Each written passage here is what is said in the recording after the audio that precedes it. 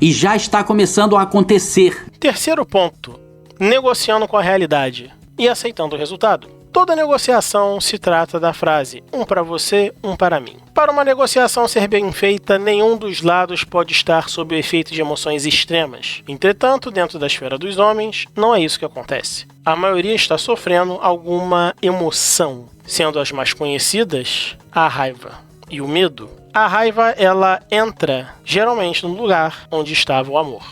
Qualquer emoção extrema tenderá a conduzir o indivíduo a uma nova ilusão, a um novo ciclo de expectativas, o que faz o indivíduo voltar ao marco zero em uma variação da forma romântica que antes ele era cometido. E toda vez que alguém se torna romântico, haverá outra pessoa para lucrar em cima. Lembra que eu falei do moço que bebe Campari? Então, para garantir um pouco de racionalidade e separar o joio do trigo e a água do óleo, eu trouxe aqui uma ferramenta visual que eu chamo de régua da esfera. Do lado esquerdo, a gente vai ter o personal mais... os canais, os produtores de conteúdo mais racionalizados.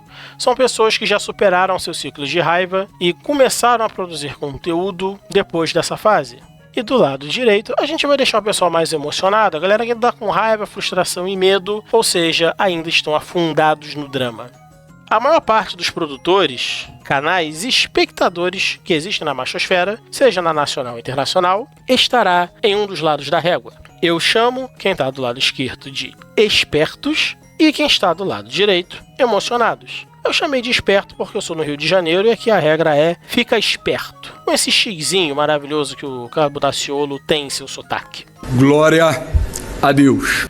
Vamos a alguns exemplos. Do lado direito, os espertos, temos o carioca Epifania Disruptiva, Trunks do futuro, que não é carioca, Vegeta do presente, que eu acho que morou no Rio, Social Arts, o Bruno Giglio. Olha só, rapaziada, vamos respeitar a moça nos comentários aqui embaixo. Também do Rio, Projeto Conselho, também do Rio, Kodama, que já veio ao Rio, canal de relatos Teoria da Pílula Vermelha, que apenas conta histórias, e temos os canais do Moreno Tatuado ou Saia da Matrix. São ótimos canais que eles tendem a ficar mais do lado racional da história. Lá no extremo direito, a galera que tá doida pra ser pega na Lei Lola ou na Lei de Misoginia, que foi aprovada no Brasil, nós temos os canais do Coruja do Carvalho, o Gadocast, o Raccoon, o Davi do Que é Vida e o Nagato Black Pill.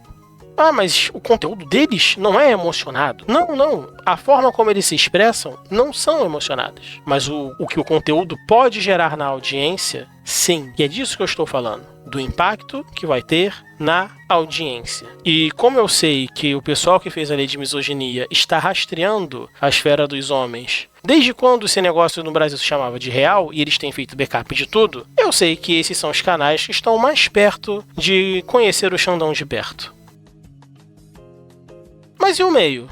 Existe algum canal que está ali no meio, que fica oscilando entre razão e emoção? Sim, temos. A gente tem o canal do Dom Sandro, que infelizmente saiu, o Atitude Alfa, do Miguel, Submundo Intelectual, o Corte de Alto Valor. Corte ele tá aqui porque o humor dele é muito bom, ele oscila muito entre a zoeira e a indignação. Temos o Igor Pereira, temos aqui também o John Young Master, Rafael Aires, tá bem ali no meio, porque ele também... Não podemos dizer que ele é da esfera dos homens, mas ele pegou o conteúdo e deu uma aperfeiçoada para que ele fosse mais comerciável. E uma referência internacional, Kevin Samuels, bem ali no meio da régua, oscilando entre razão e emoção. Eu posso usar essa mesma régua para qualquer coisa que eu queira que envolva produção de conteúdo com um tema. Vou usar, por exemplo, para canais feministas. Do lado esquerdo dos racionais, a gente vai ter a Selva do Espectro Cinza. E lá do lado direito, a gente vai ter a Caroline Sardar. Então, você pode ver que essas regras, você pode utilizar ela para tentar identificar vários tipos de discurso político, religioso, o que quer que seja. Mas o que ela serve para mostrar é que canais são diferentes. Existem canais que vão promover a ideia e mostrar causa e efeito, e terão canais que vão acusar e colocar a culpa toda apenas do outro gênero. E eu fiz essa régua para a gente ter um pouco de clareza, para a gente abordar o grande elefante branco que tem na sala deste mundo que nós chamamos de machosfera. Eu preciso falar sobre a misoginia. Primeiro ponto aqui, você que chegou aqui e se declara feminista, eu quero te falar que a esfera não é para promover misoginia e nunca foi. Misóginos sempre existiram. Você vai ver eles ao longo das eras. Eles tiveram sua forma religiosa, eles tiveram sua forma política, eles vão encontrar discurso na ciência, não importa. Misoginia sempre existiu e não é culpa da esfera. O que acontece é que dentro da esfera, alguns produtores encontraram eco em alguns discursos da mesma forma que você vai achar, principalmente se você gosta de botar uma camisa vermelha e se declara classe proletária, da mesma forma que você vai achar os mesmos discursos dentro dos movimentos políticos de esquerda e de direita, só que ele adapta a sua condição misógina ao meio onde ele está inserido. Então a esfera, ela não promove a misoginia, mas, assim como em todos os outros setores da sociedade, terão misóginos aqui. E terão produtores de conteúdo que, querendo ou sem querer, irão promover a misoginia, e é preciso separar este joio do trigo. O problema é que para a maioria dos canais da machosfera, no Brasil e no mundo, a misoginia parece que não existe. O que para mim é um tremendo de um absurdo. É preciso falar deste tema, principalmente agora que no Brasil estamos tendo a chamada lei contra a misoginia digital. Você tem que saber diferenciar, porque se nós não medirmos o nosso discurso, nós cairemos naquele dilema que o Nietzsche ensinou, o Friedrich Nietzsche disse, sobre a gente tomar cuidado com os monstros que nós estamos enfrentando, porque nós podemos acabar como eles. Quando você olha para o abismo olha de volta para você.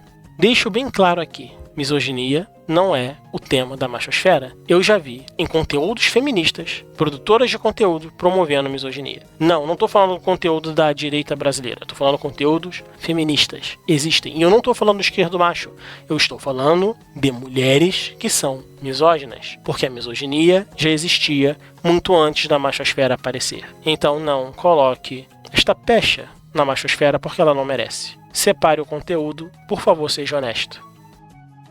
Eu me lembro de um produtor da esfera, um que era muito famoso, que ele mencionou um texto do filósofo francês Alain Soral. O Alain Soral, ele disse, abre aspas, quando as mulheres investem em um domínio cultural, é porque, em geral, deixou de ser de vanguarda e parou de progredir. Se as mulheres se metem a fazer grafite, quer dizer, o grafite já não é mais de vanguarda, a aventura terminou. E, em geral, quando as mulheres se metem no setor cultural, elas têm tendência, sobretudo, de parodiar. E no parágrafo seguinte, o Alain Soral continua.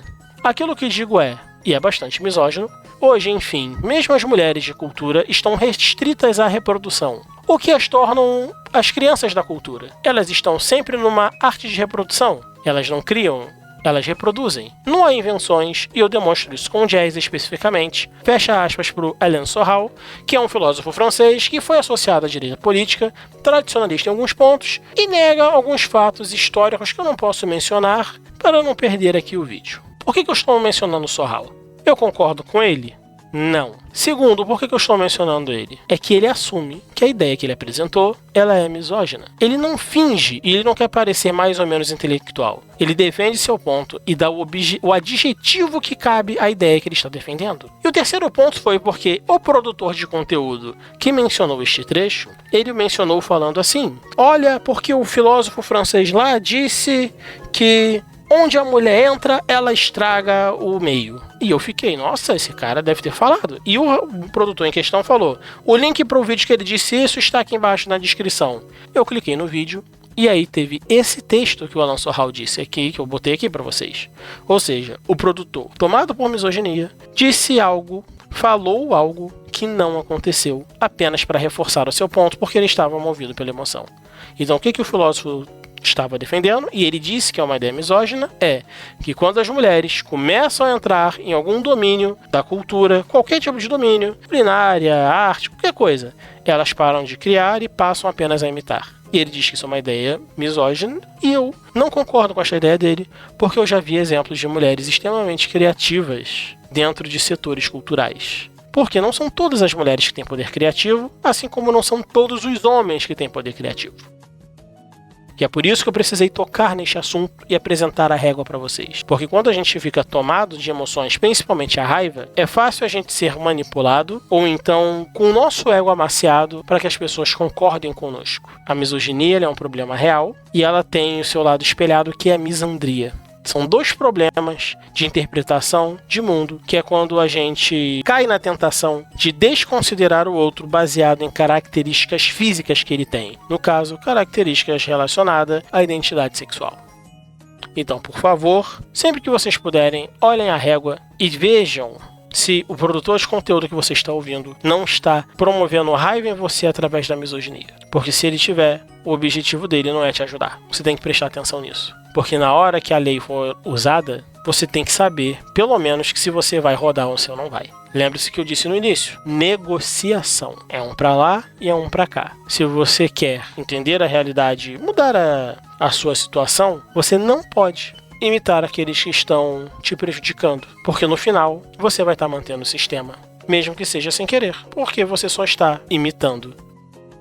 Em outubro de 2023, o canal fez 2 anos, no dia 3 de outubro. E para comemorar, eu gravei um vídeo sobre 5 pontos que eu aprendi na Machosfera. O problema é que esse vídeo ficou muito grande e meu computador não ia conseguir renderizá-lo, então eu dividi ele em 5 vídeos menores. E este daqui é um dos vídeos. À medida que você for vendo, você vai descobrir se ele é o primeiro, segundo, terceiro, quarto ou quinto, e depois todos vão ser agrupados em uma playlist. Então, por favor, se você chegou aqui no final desse vídeo, vai ficar aqui depois a referência para o próximo vídeo da lista. Mas enquanto esse vídeo não chega, vai ficando aqui no canal com a recomendação do algoritmo. Muito obrigado por ter assistido aqui até o final. Vejo você no próximo vídeo.